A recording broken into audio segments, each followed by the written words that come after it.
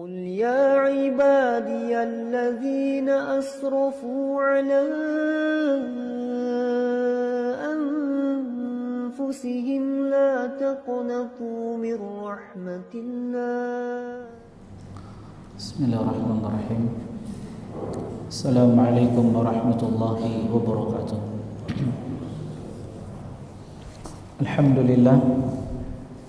الحمد لله الكريم المنان ذي الفضل والإحسان الذي هدانا للإيمان، والصلاة والسلام على نبينا محمد النبي العدنان وعلى آله وصحبه ومن تبعهم بإحسان إلى يوم الدين.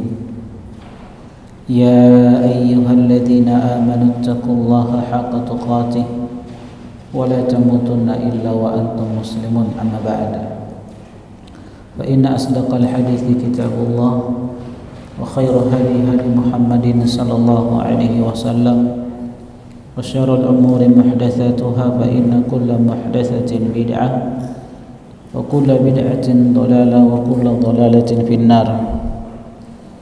Ma'asyiral muslimin, jamaah sekalian, ikhwani wa akhwati fillah, hafizani wa hafizakumullah. Alhamdulillah, kembali kita melanjutkan kajian pekan kita dari pembahasan kitab Al-Jadid fi Syarih Kitab Tauhid karya Syekh Sulaiman Al-Qarawi rahimahullahu taala. Dan pertemuan kita kali ini insyaallah kita akan melanjutkan atau masuk pada bab yang ke-37 yang dibawakan oleh penulis kitab Tauhid Syekh Muhammad bin Abdul Wahhab rahimahullahu taala, di mana beliau berkata, babu man ata'al ulama wal umara fi tahrimi ma ahallallahu aw tahlili ma harramahu faqad ittakhadhahum arbaban min dunillah. Bab tentang siapa yang mentaati ulama dan umara di dalam mengharamkan apa yang Allah Subhanahu wa taala halalkan, atau sebaliknya menghalalkan apa yang Allah Subhanahu wa taala haramkan, maka sungguh dia telah menjadikan mereka sebagai sesembahan yang disembah selain Allah Subhanahu wa taala. Ma'asyiral muslimin, teman-teman sekalian, ikhwani wa akhwati fillah, hafizani wa hafizakumullah.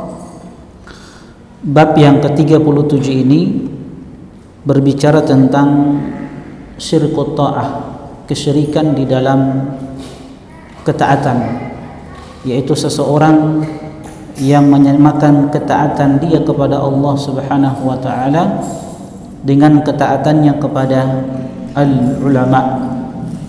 Al-ulama, apakah mereka adalah orang yang kita sebut dengan guru, kiai, ustadz, syekh, atau seseorang yang menyamakan ketaatan kepada Allah Subhanahu wa taala dengan ketaatannya kepada al-umara, pemimpin, penguasa, atau pemerintah. Intinya, teman-teman sekalian rahimani wa rahimakumullah, yaitu seseorang yang menyamakan ketaatan dia kepada Allah Subhanahu wa taala dengan ketaatannya kepada makhluk. Namun teman-teman sekalian rahimani wa rahimakumullah, penulis kitab Tauhid Syekh Muhammad bin Abdul Wahhab rahimahullahu taala tidak membatasi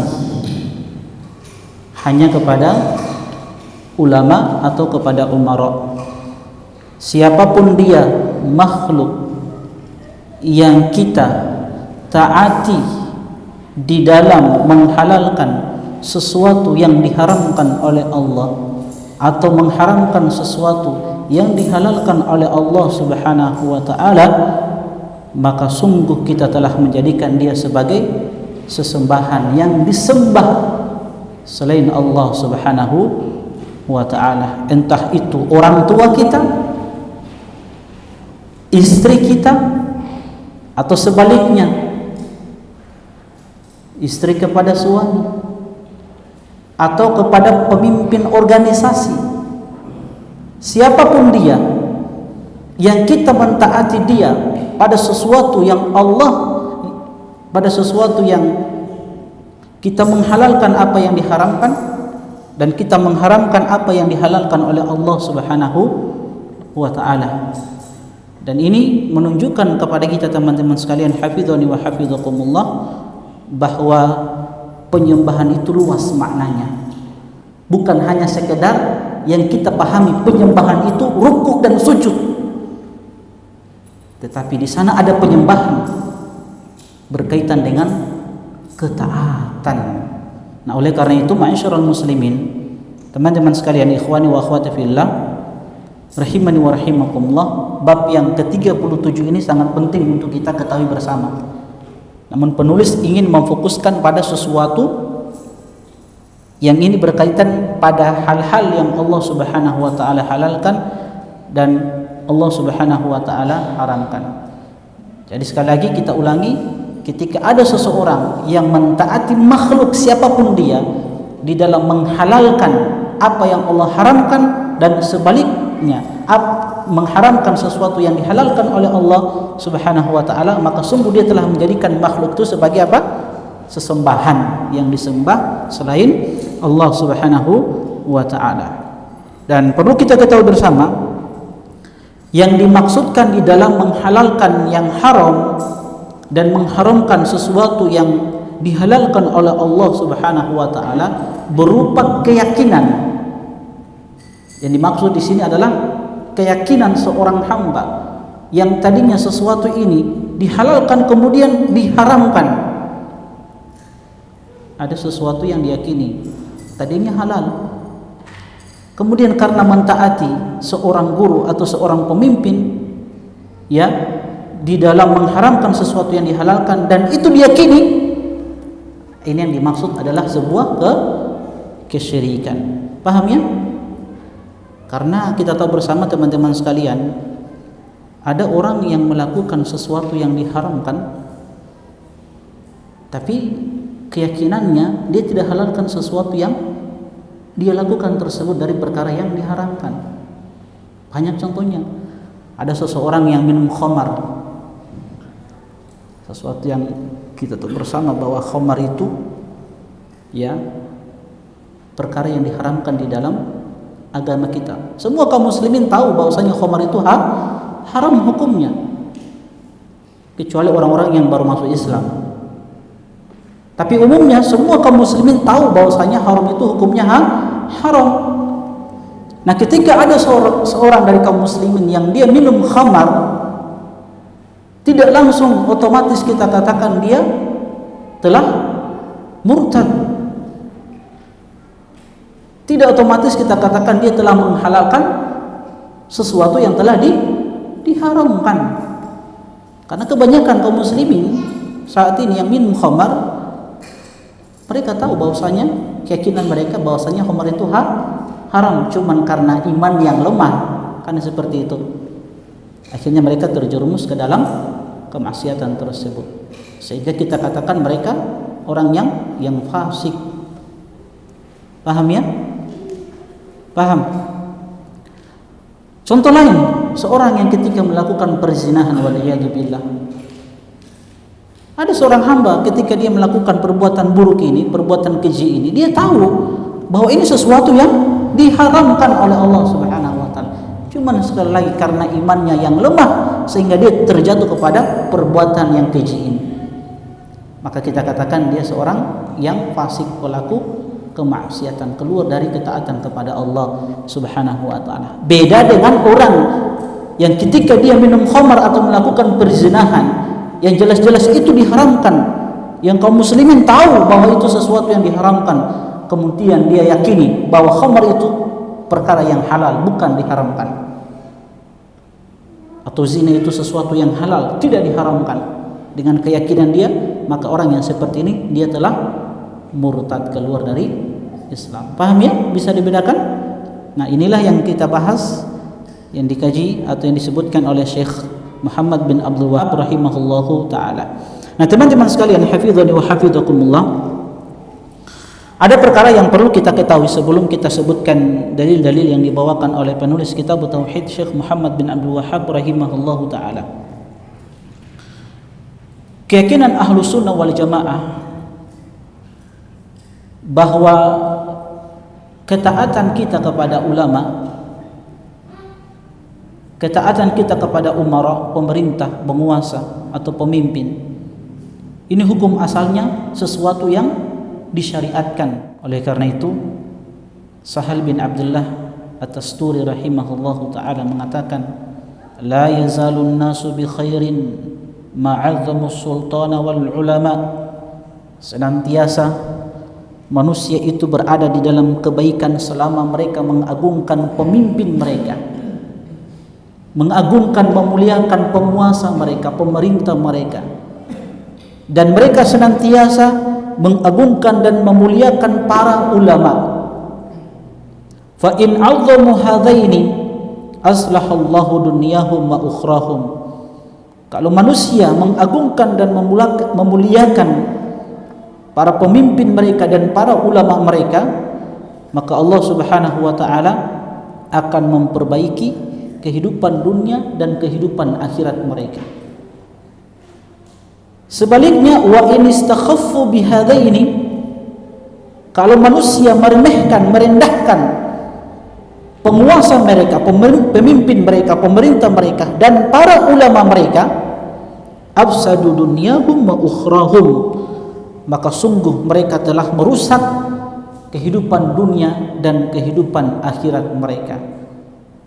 Ini menunjukkan kepada kita bahwa para ulama dan para pemimpin, penguasa, pemerintah punya kedudukan yang tinggi di hati kaum muslimin. Kita harus muliakan dan kita agungkan mereka, kita taati mereka, tapi ketaatan kepada mereka tidak mutlak. Paham ya? Ketaatan mereka, ketaatan kita kepada mereka tidak mutlak. Sehingganya para ulama ketika mereka menguraikan bentuk-bentuk ketaatan, maka ada ketaatan yang disyariatkan, ada ketaatan yang diharamkan. Nah, ketaatan yang disyariatkan ini ada dua, ada ketaatan yang sifatnya mutlak, ada ketaatan yang sifatnya bersyarat. Ketaatan yang sifatnya mutlak, ketaatan yang sifatnya mutlak itu ketaatan yang kita berikan kepada Allah dan Rasulnya sallallahu alaihi wasallam. Ini sebagaimana yang Allah Subhanahu wa taala sebutkan di dalam surat An-Nisa ayat yang ke-59, ayat yang sering kita dengarkan, ya ayyuhalladzina amanu atiullaha wa atiur rasula wa ulil amri minkum, wahai orang-orang yang beriman, taatilah Allah dan taatilah Rasul serta ulil amri di antara kalian. Nah, ulil amri di sini kata para ulama kita adalah ulama dan umara. Karena yang mengurus urusan manusia itu ada dua golongan manusia. Ada orang yang mengurus urusan manusia berkaitan dengan agama kita, mereka adalah para ulama, dan ada orang yang mengurus urusan manusia yang berkaitan dengan kemaslahatan dunia kita, mereka adalah para umara, pemerintah, penguasa. Jadi ulil amri minkum di dalam ayat yang mulia ini adalah ulama dan umara. Ini ketaatan mutlak yang kita berikan kepada Allah dan Rasulnya sallallahu alaihi wasallam. Begitu juga di dalam surat Muhammad ayat yang ke-33, Allah berfirman, ya ayyuhalladzina amanu atiullaha wa atiur rasul wa la tubtilu a'malakum, wahai orang yang beriman, taatilah Allah Subhanahu wa taala dan taatilah Rasulnya sallallahu alaihi wasallam, wala tubtilu a'malakum, dan jangan kalian membatalkan amalan-amalan yang telah kalian kerjakan. Demikian pula Allah Subhanahu wa taala menyebutkan tentang ketaatan kepada Rasulullah sallallahu alaihi wasallam dalam surat An-Nisa ayat yang ke-80, may yuti'ir rasul faqad ata'a Allah, siapa yang mentaati Rasul sallallahu alaihi wasallam sungguh dia telah mentaati Allah Subhanahu wa taala. Ini ketaatan yang sifatnya mutlak. Apapun yang datang dari Allah dan Rasulnya sallallahu alaihi wasallam kita harus sami'na wa ta'na. Yang kedua, ketaatan yang bersyarat. Nah, ini ketaatan ta'atul muqayyadah, ketaatan yang sifatnya terikat, dia bersyarat, yaitu ketaatan yang kita berikan kepada ulama dan ketaatan yang kita berikan kepada umara, pemerintah, pemimpin, penguasa. Artinya apa? Lawan dari yang pertama. Ketaatan ini tidak mutlak, dia bersyarat. Apa syaratnya? Ketaatan ini tidak menyelisihi perintah Allah dan Rasulnya Shallallahu Alaihi Wasallam. Ketaatan yang kita berikan kepada mereka ketika mereka memerintahkan kepada kita untuk melakukan sesuatu, selama itu tidak menyelisihi syariat Allah Subhanahu wa taala, maka wajib untuk kita dengar dan taati. Dalilnya apa? Surat yang tadi An-Nisa ayat yang ke-50 59. Dan Rasulullah sallallahu alaihi wasallam bersabda, la ta'ata li makhluqin fi ma'siyatil khaliq. Tidak ada ketaatan kepada makhluk di dalam rangka bermaksiat kepada Allah Subhanahu wa taala. Jadi dalil-dalil yang kita sebutkan dalam surat An-Nisa ayat yang ke-59 dan hadis Rasulullah sallallahu alaihi wasallam ini menunjukkan kepada kita bahwa ketaatan kita kepada ulama dan ketaatan kita kepada penguasa pemerintah sesuatu yang disyariatkan, ya, sesuatu yang disyariatkan selama tidak melanggar perintah Allah Subhanahu wa taala. Jadi kalau penguasa kita, pemerintah kita, ya, pemimpin kita membuat aturan-aturan yang itu membawa kemaslahatan bagi kita kaum muslimin, walaupun aturan-aturan tersebut tidak ada nas yang tegas yang terdapat di dalam Al-Quran dan hadis-hadis Nabi Sallallahu Alaihi Wasallam, maka wajib kita untuk sami'na wa ta'na, selama itu memberikan kemaslahatan kepada kaum muslimin. Aturan-aturan yang dibuat oleh pemerintah kita selama itu tidak melanggar syariat Islam, maka wajib untuk kita taati. Dan inilah yang disebut dengan maslahah mursalah, sesuatu yang bisa memberikan kemaslahatan untuk kaum muslimin. Seperti aturan pemerintah yang dibuat di dalam berlalu lintas misalkan. Ya, di dalam berlalu lintas aturannya apa? Wajib menggunakan helm, ya. Wajib menggunakan helm. Apalagi aturan-aturan di dalam berlalu lintas. Ada lampu merah, jangan terobos. Antum terobos itu lampu merah, antum berdosa. Karena wajib untuk kita taati aturan tersebut. Ustaz, tidak ada nasnya di dalam Al-Quran dan hadis. Iya, betul itu. Tapi ada kemaslahatannya. Karena Allah berfirman apa? Ya ayyuhalladzina amanu atii'ullaha wa atii'ur rasul wa ulil amri minkum. Sehingga ada seseorang ketika ada dari kita yang dia menggunakan kendaraan tidak memiliki SIM, tidak menggunakan helm, ya, melanggar dia lampu merah, maka dia telah berdosa kepada Allah Subhanahu wa taala. Itu aturan-aturan yang wajib untuk kita taat. Insyaallah kita lanjut setelah azan dikumandangkan. Ma'asyiral muslimin, teman-teman sekalian, ikhwani wa akhwati fillah, hafizani wa hafizakumullah. Jadi itu yang pertama, ketaatan yang disyariatkan, ketaatan yang sifatnya mutlak dan ketaatan yang sifatnya bersyarat. Kedua, ketaatan yang diharamkan. Ketaatan yang diharamkan ini juga ada dua jenis. Yang pertama ketaatan yang syirik. Ketaatan yang syirik yang ini mengantarkan seseorang kepada kekufuran, kesyirikan. Dan inilah yang kita bahas, yang dibahas oleh penulis kitab Muhammad bin Abdul Wahhab rahimahullah ta'ala. Ketaatan yang kita berikan kepada makhluk di dalam menghalalkan sesuatu yang diharamkan oleh syariat, dan sebaliknya mengharamkan sesuatu yang dihalalkan oleh syariat. Dan dia yakini perubahan tersebut, kasih catatannya, disertai dengan keyakinan perubahan.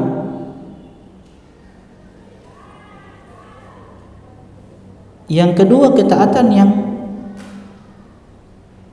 berupa maksiat yang tidak sampai kepada kesyirikan, yaitu seseorang yang mentaati ulama, seseorang yang mentaati penguasa pemerintah di dalam menghalalkan apa yang Allah Subhanahu wa taala haramkan dan mengharamkan apa yang Allah Subhanahu wa taala halalkan. Dia mengikuti tapi tidak disertai dengan keyakinan. Dia tidak benarkan di dalam hati tentang perubahan hukum tersebut, tetapi dia laksanakan perubahan itu. Maka yang seperti ini tidak sampai kepada kesyirikan.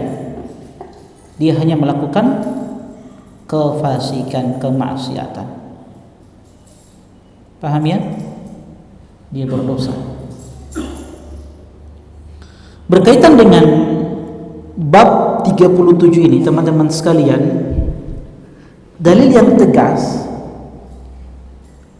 ini disebutkan di dalil yang terakhir oleh penulis kitab. Kita langsung ke dalil yang terakhir. Dalil yang ketiga di halaman 465 dari sahabat Adi bin Hatim radhiyallahu taala anhu. Dari sahabat Adi bin Hatim radhiyallahu taala anhu. Adi bin Hatim ini seorang raja di kaumnya, di sukunya, yang kemudian beliau masuk Islam di tahun ke-9 Hijriah. Beliau seorang orator yang cerdas, yang pandai. Dulunya beliau sangat benci kepada Rasulullah SAW karena ini seorang raja. Ketika beliau di tahun ke-9 Hijriah, di mana raja-raja Arab sudah mulai masuk Islam, menerima dakwah Rasulullah SAW. Nah, Adi bin Hatim ini seorang Nasrani. Beliau belum bisa menerima Islam ketika itu, karena beliau seorang raja, seorang pemimpin, penguasa ketika itu di kaumnya. Adi bin Hatim At-Ta'i radhiyallahu taala anhu. Kenapa beliau belum bisa menerima Islam? Karena kekuasaan yang dia miliki, seorang raja. Dakwah Rasulullah SAW yang begitu luar biasa diterima di masyarakat ketika itu. Apalagi Adi bin Hatim ketika itu memungut pajak dari kaumnya itu 1/4 harta mereka, sehingga beliau merasa terganggu dengan hadirnya Rasulullah SAW karena terancam kekuasaannya, kepemimpinannya. Selama 20 tahun lamanya Adi bin Hatim ini sangat benci kepada Rasulullah SAW dan belum beriman dia. Raja-raja Arab ketika itu sudah masuk Islam.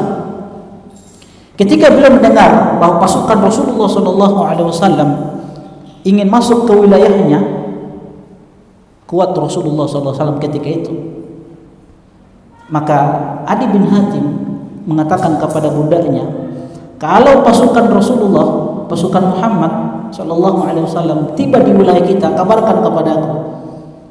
Siapkan unta dan perbekalannya. Aku ingin pergi tinggalkan wilayah ini, menuju wilayah Syam, pusatnya apa? Basisnya orang-orang Nasrani, untuk menyelamatkan dirinya. Beliau tidak mau terhina kalah dari Rasulullah SAW. Akhirnya terjadi, pasukan Rasulullah SAW masuk ke wilayahnya dan beliau pergi meninggalkan rakyatnya Beliau membawa istri, anak-anaknya, semuanya dibawa keluarganya menuju wilayah Syam. Qadarullah, yang tertinggal ketika itu adalah adik perempuannya. Ketika Rasulullah SAW datang dengan pasukannya, akhirnya Nabi menguasai wilayah tersebut, wilayah Ta'in, makanya disebut At-Ta'i, Adi bin Hatim At-Ta'i. Keluarganya menjadi tawanan Rasulullah SAW. Singkat cerita, beliau sudah kabur ke wilayah Syam. Beliau tidak mau masuk Islam, tidak mau terhina beliau. Masuk Islam, pergi ke wilayah Syam. Saudaranya, adik perempuannya ditawan oleh Nabi SAW, dibawa ke kota Madinah. Dan Nabi SAW biasanya kalau menawan tawanan-tawanan perang, Nabi ikat di mana? Di masjid. Tujuannya apa? Supaya bisa mendengarkan Al-Quran yang dibacakan, supaya bisa mendengarkan nasihat-nasihat yang Nabi sampaikan kepada sahabat-sahabat beliau, supaya bisa melihat akhlak kaum muslimin, melihat mereka ketika sholat berjamaah. Itu tujuannya Nabi menahan, mengikat tawanan-tawanan itu di masjid. Salah satunya sahabat Sumamah bin Usal Al-Hanafi dari Bani Hanafiyah, yang juga masuk Islam karena apa? Melihat kaum muslimin, akhlak kaum muslimin. Ini juga Sumamah ini Raja Yamamah, Sumamah bin Usal yang pernah saya sampaikan biografinya. Raja Yamamah kemudian masuk Islam karena melihat apa? Akhlak Rasulullah SAW yang begitu baik terhadap tawanan-tawanan perang. Adik perempuannya sama, diikat di mana? Di masjid. Maka Nabi SAW, kebiasaan Nabi kalau mau sholat, Nabi kan melewati tawanan. Nabi kadang singgah dan bertanya kepada tawanan-tawanan perang tentang keadaan mereka, apa yang kalian inginkan. Nabi layani, Nabi berikan makanan, Nabi berikan susu, pokoknya dilayani tawanan-tawanan perang.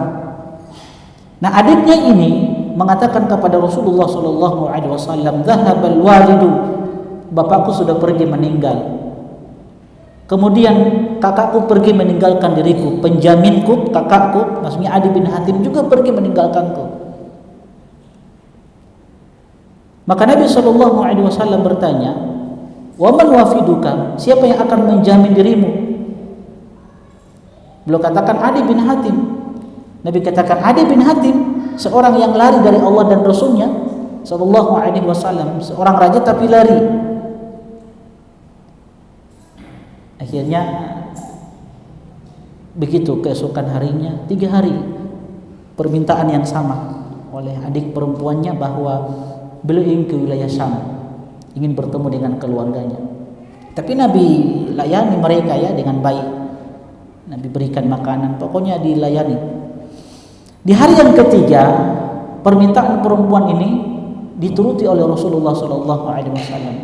Kalau engkau ingin pergi ke Syam, ke saudaramu itu, kakakmu Adi bin Hatim itu, boleh, tapi harus ada satu syarat. Harus ada satu orang yang dia amanah, yang bisa memberikan perlindungan kepadamu, karena ini mau safar, ini perjalanan jauh dari Madinah ke wilayah Syam. Harus ada satu orang dari kaummu yang amanah, yang bisa melindungi dirimu. Kalau ada, silakan pergi. Akhirnya ada satu orang dari kaumnya yang bisa memberikan jaminan keamanan, amanah, sehingga bisa membawa adiknya Hatim ini, Adi bin Hatim ini. Singkat cerita, pergilah adik perempuannya, diizinkan oleh Nabi SAW, sudah pergi kau. Setiba di wilayah Syam, adik perempuannya Adi bin Hatim ini bertemu dengan beliau. Diceritakan, bagaimana keadaanmu ketika menjadi tawanan perang, kok bisa dilepaskan oleh Muhammad. Diceritakan bagaimana akhlaknya Rasulullah SAW. Dan itulah yang membuat Adi bin Hatim itu penasaran, padahal benci sekali dengan Rasulullah SAW. Sama dengan sahabat Sumamah ini, Raja Yamamah, bencinya luar biasa kepada Rasulullah SAW, tidak mau masuk Islam. Akhirnya masuk Islam. Singkat cerita, beliau dari wilayah Syam ke kota Madinah bertemu dengan Rasulullah SAW. Nabi bercerita dengannya, Nabi ajak ke rumahnya. Dia ingin menguji Nabi SAW, apakah betul Muhammad ini seorang nabi, rasul, ataukah dia seorang raja yang menginginkan kekuasaan. Makanya beliau pergi karena diceritakan oleh adik perempuannya tentang keadaan Nabi, akhlak Nabi SAW. Coba antum ketemu dengan Muhammad. Akhirnya dia pergi, ketemu, Nabi layani, Nabi bawa ke rumahnya.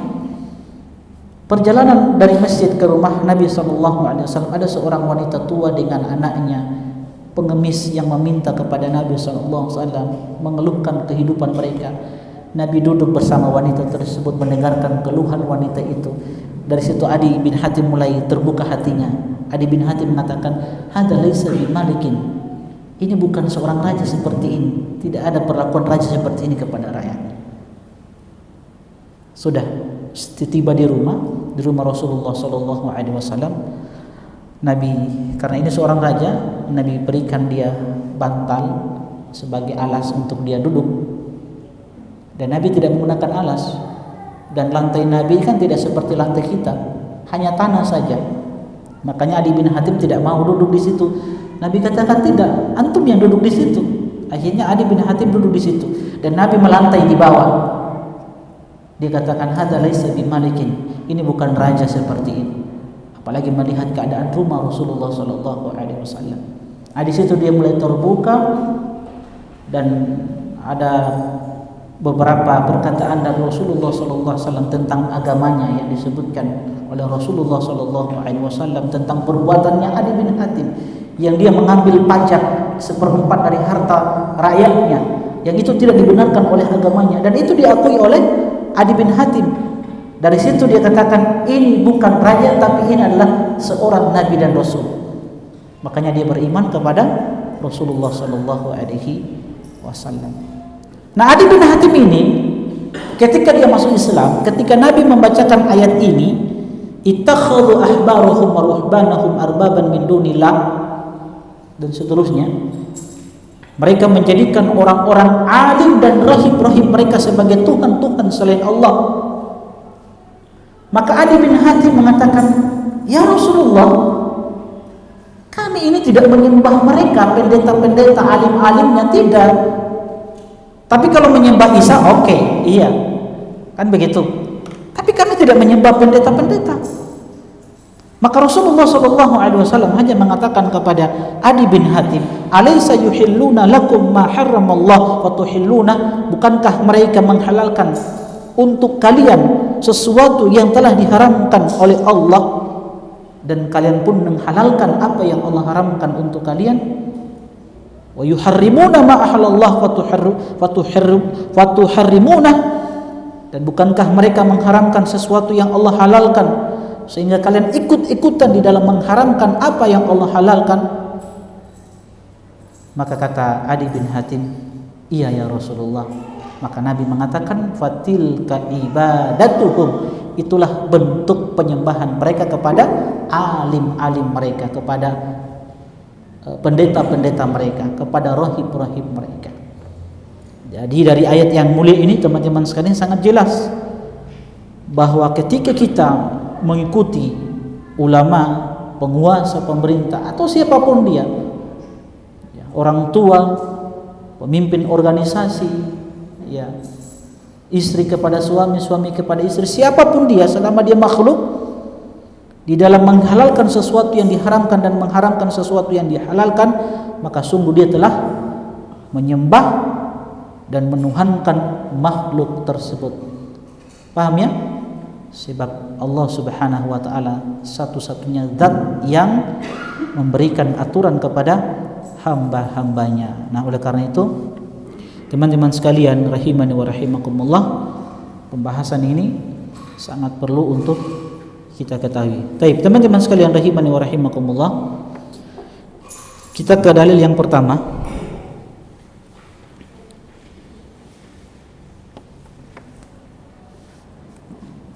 Ibnu Abbas berkata, siapa Ibnu Abbas ini? Siapa Ibnu Abbas?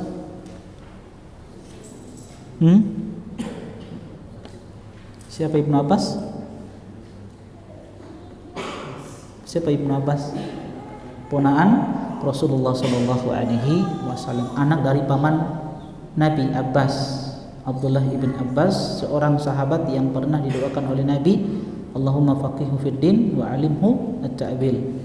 Ya Allah, jadikan Ibnu Abbas sebagai seorang yang faqih dan ajarkan dia at-ta'wil, tafsir.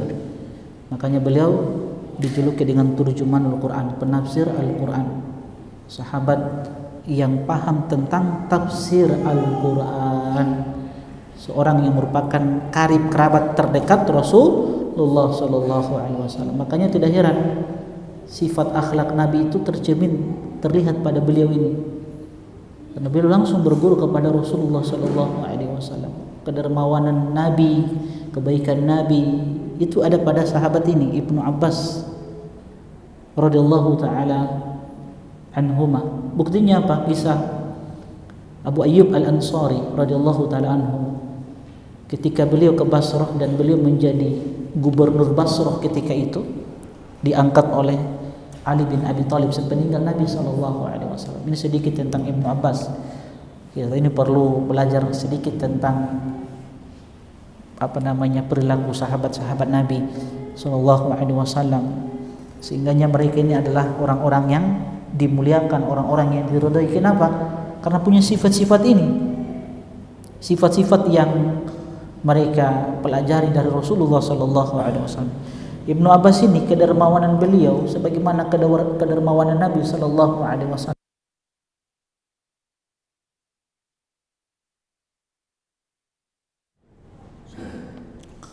Baik, teman-teman sekalian, hafizani wa hafizakumullah. Jadi Ibnu Abbas ini siapa? Karib kerabat terdekat Rasulullah SAW. Seorang yang dermawan, berilmu, cerdas. Suatu hari Abu Ayyub Al-Ansari, tahu antum kenal Abu Ayyub Al-Ansari ya, seorang yang menjadi penjamu Nabi SAW ketika beliau ketika Nabi SAW tiba di kota Madinah, dan beliau yang memberikan Rasulullah SAW Masjid Nabawi.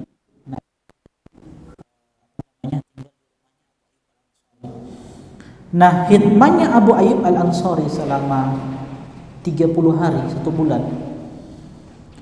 Ketika beliau tiba di Basrah, saat itu Ibnu Abbas menjadi gubernur, diangkat oleh Ali bin Abi Thalib radhiyallahu taala anhu.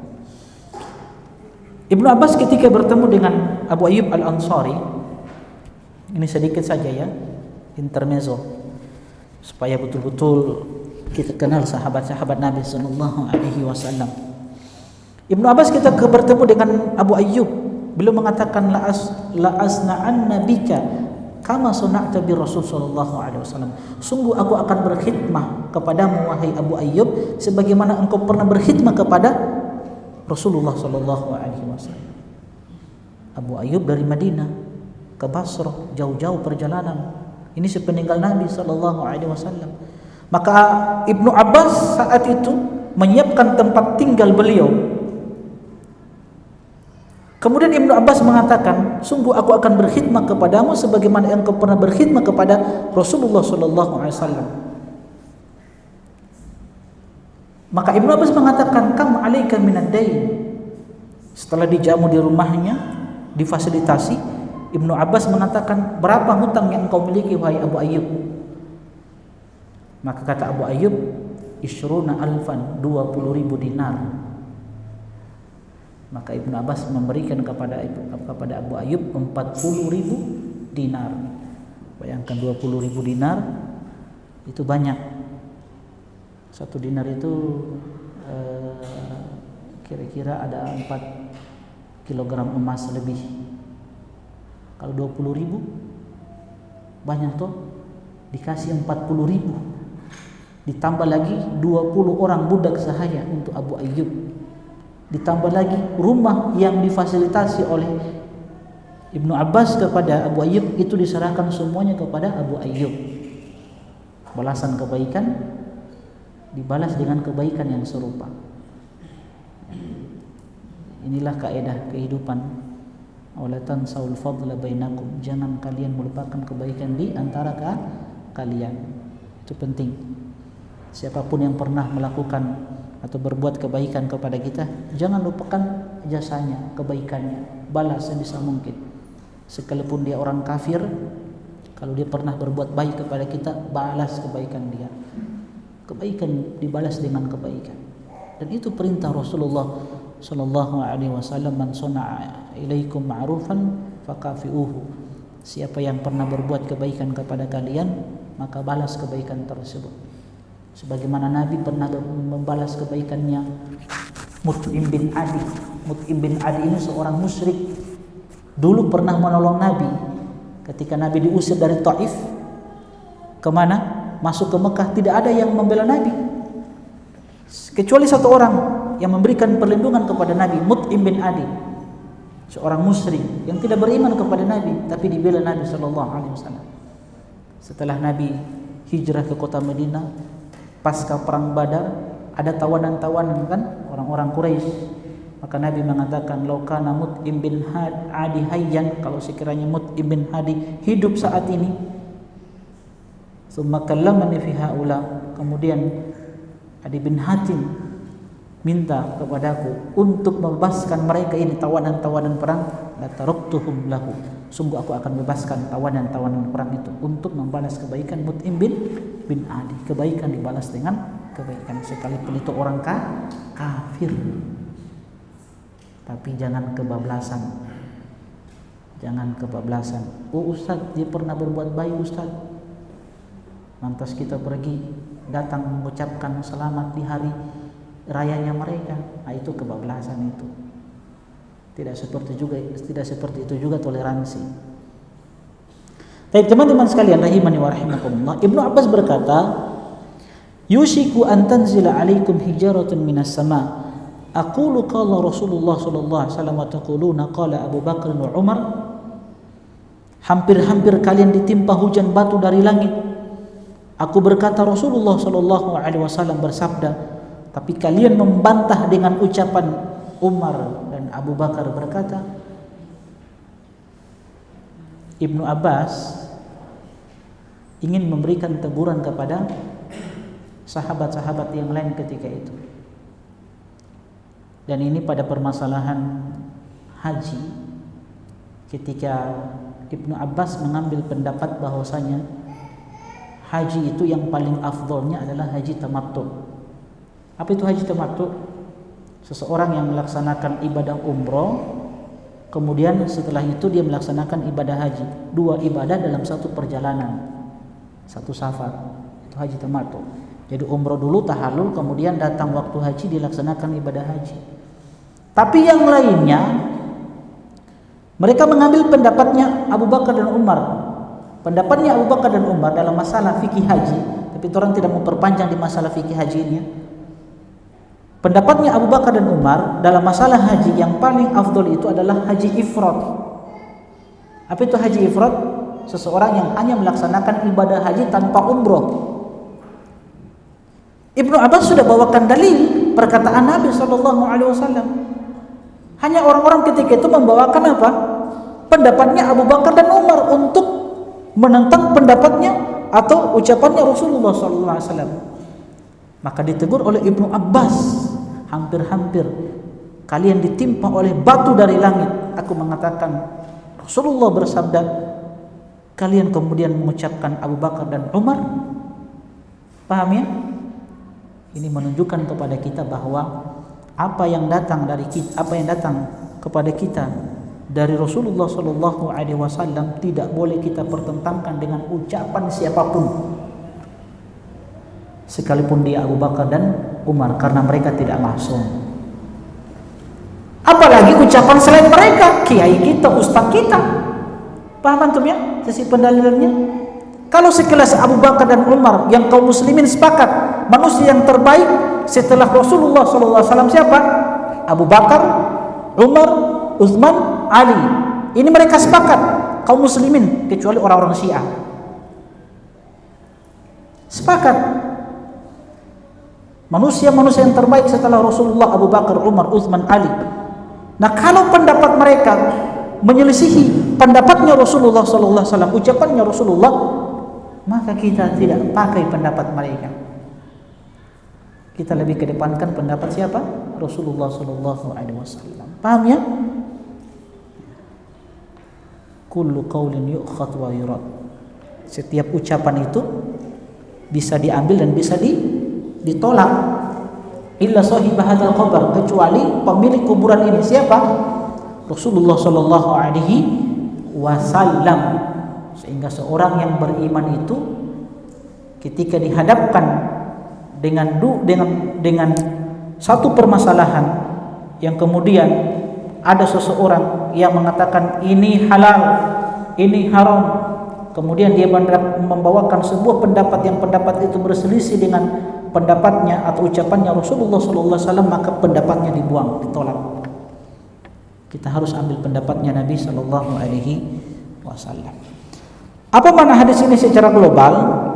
Karena ketaatan adalah salah satu jenis ibadah yang tidak benar diperuntukkan untuk seorang pun dari makhluk secara tersendiri, kecuali jika menjadi bagian dari ketaatan kepada Allah dan Rasulnya. Maka Ibnu Abbas mengingkari orang-orang yang lebih mengedepankan pendapat Abu Bakar dan Umar dalam manasik haji, sebagaimana yang beliau riwayatkan sendiri dari Nabi Muhammad SAW. Lebih dari itu yang Jadi sebagaimana yang beliau riwayatkan dari Nabi sallallahu alaihi wasallam. Lebih dari itu, Ibnu Abbas memperingatkan mereka dengan keras dengan kemarahan dan murka Allah serta hukumannya yang segera terjadi bagi orang-orang yang lebih mengedepankan pendapat Abu Bakar dan Umar, padahal mereka berdua adalah dua orang mukmin terbaik setelah Nabi sallallahu alaihi wasallam. Lalu bagaimana dengan orang yang lebih mengedepankan pendapat selain mereka berdua dari kitab Allah dan sunnah Rasulullah sallallahu alaihi wasallam? Apa faedah yang bisa kita petik? Penjelasan tentang keutamaan Ibnu Abbas dan tajamnya pemahaman agama beliau. Kenapa? Karena beliau orang yang didoakan oleh Nabi sallallahu alaihi wasallam. Nanti pada bab selanjutnya, bab 38, kita akan sebutkan bagaimana kecerdasan Ibnu Abbas di dalam membantah para teroris, orang-orang Khawarij, di dalam menafsirkan ayat-ayat Al-Qur'an. Ya, nanti di bab yang ke-38, sikap bijak seorang muslim di dalam menyikapi hukum yang menyelisihi hukum Allah Subhanahu wa taala. Yang kedua, tidak boleh menoleh kepada pendapat yang menyelisihi Al-Qur'an dan As-Sunnah, siapa dan dari manapun sumbernya. Yang ketiga, wajib hukumnya marah demi membela Allah dan Rasulnya sallallahu alaihi wasallam. Hubungan asar ini dengan judul bab, hubungannya adalah karena asar ini menunjukkan bahwa pendapat Ibnu Abbas radhiyallahu ta'ala anhu mengharamkan mendahulukan pendapat makhluk dari sunnah Rasulullah sallallahu alaihi wasallam, dan Ibnu Abbas mengarahkan hal itu karena itu adalah termasuk bentuk syirik kepada Allah Subhanahu wa taala dalam hal ketaatan. Dalil yang kedua, dan ini dalil yang terakhir, Imam Ahmad bin Hanbal rahimahullahu ta'ala berkata, Ajibtu liqaumin araful isnada wa sihhatahu yadhhabuna ila ra'yi Sufyan. Aku ini heran kepada satu kaum yang mereka mengenal dan mengetahui suatu sanad dan kesahihannya, namun mereka justru memilih pendapat Sufyan. Sufyan apa sini?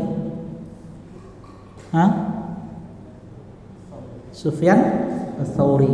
Ini Amirul Mukminin fil hadis, seorang faqih minal fuqaha. Beliau Amirul Mukminin fil hadis, Amirul Mukminin di dalam hadis, seorang yang cerdas, dan beliau juga faqih, dan beliau punya mazhab sendiri sebagaimana imam-imam yang lainnya. Karena kan mazhab itu kan banyak, bukan yang 4 ini kan. Yang kita kenal cuma 4, padahal mazhab itu banyak. Ada Sufyan Ats-Tsauri, ada Sufyan Ibnu Uyainah, ada Ishaq bin Rahawai, ada Abu Thawr, ada apa lagi? Banyak ya.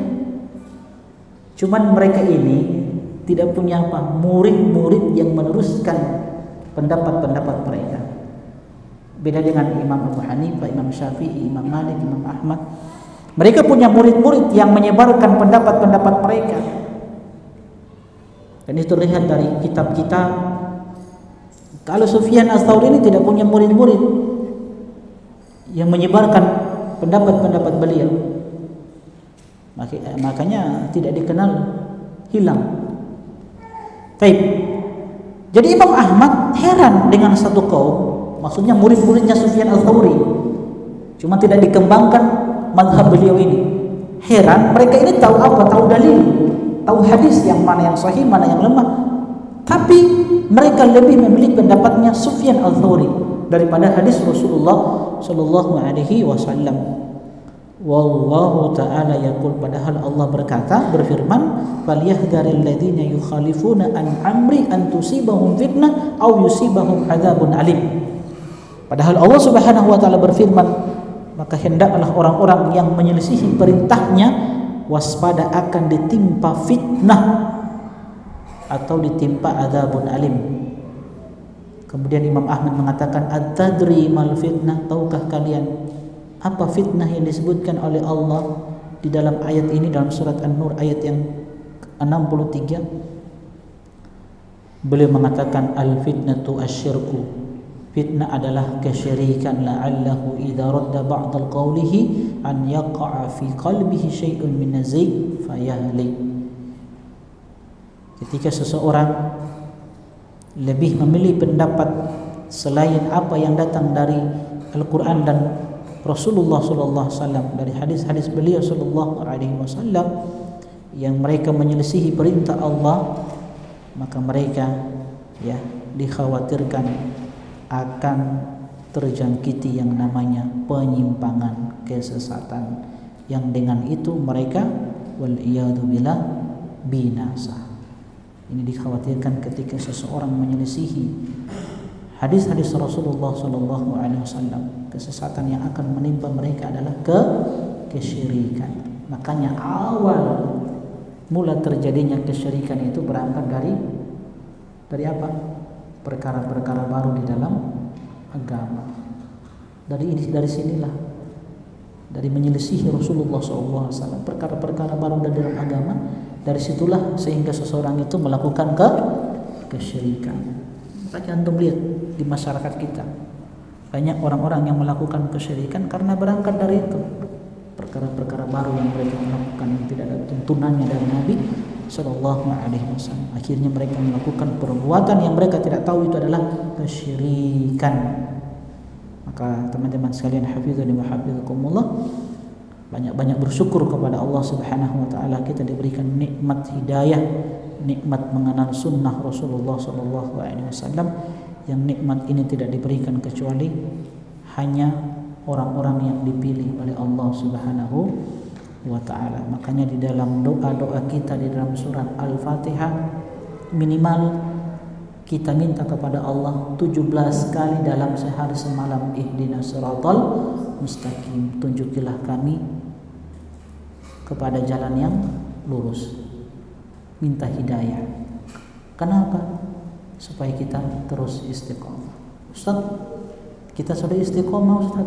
Iya, dengan permintaan kita berupa hidayah, mudah-mudahan Allah bukakan pintu-pintu kebaikan yang banyak, yang dengan itu membawa kita kepada surga Allah Subhanahu wa ta'ala. Jadi kalau sudah istiqomah, tetap minta hidayah supaya Allah bukakan pintu kebaikan-kebaikan yang lain, yang dengan pintu-pintu kebaikan yang terbuka, maka kita akan masuk ke dalam surga Allah Subhanahu wa ta'ala. Di dalam asar ini Imam Ahmad rahimahullah ta'ala mengingkari orang-orang yang meninggalkan sunnah Rasulullah sallallahu alaihi wasallam setelah kesahihannya jelas bagi mereka dan maknanya pun juga terang bagi mereka, lalu mengambil pendapat Imam Sufyan Ats-Tsauri dan lainnya, padahal mereka bukanlah manusia-manusia yang maksum. Abu Bakar, Umar, sahabat-sahabat lain, mereka orang-orang yang tidak maksum. Artinya pendapat mereka bisa ditolak kalau bertentangan dengan hadis Nabi sallallahu alaihi wasallam. Imam Ahmad juga memperingatkan mereka agar jangan sampai tersesat dikarenakan mereka menolak kitab Allah dan sunnah Rasulullah sallallahu alaihi wasallam. Karena banyak sekali orang-orang yang fanatik kepada madhab, menukar dan membolak-balikan nas-nas Al-Quran maupun sunnah dari kedudukan yang sebenarnya, baik dengan menyatakan mansukhnya, dihapusnya suatu dalil yang tidak mansukh dan lain sebagainya agar mazhab mereka aman. Bahkan waliyadzubillah, ada kita dapati orang-orang yang berdusta atas nama imam. Ana pernah dikirimi